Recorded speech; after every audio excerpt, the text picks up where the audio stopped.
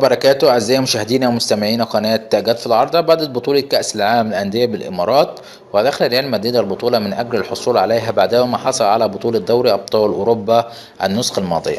هنتعرف مع بعض على موعد المباراة القادمة لريال مدريد الأسباني والقنوات الناقلة للمباراة ديت والمباراة الأخرى في نصف نهائي البطولة.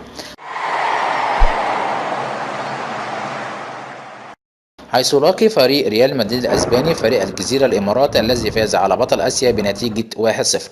حيث يلاقي الفريق الإماراتي فريق ريال مدريد الأسباني في دور نصف نهائي البطولة يوم الأربعاء القادم الساعة 7 مساء يوم 13/12/2017.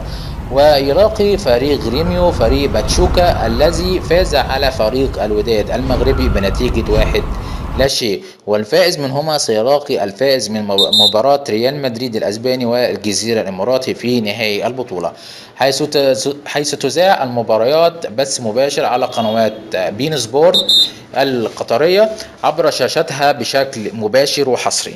في النهاية نتمنى منكم تعملونا لايك وشير على صفحاتكم وتعملونا اشتراك على القناة، والسلام عليكم ورحمة الله وبركاته.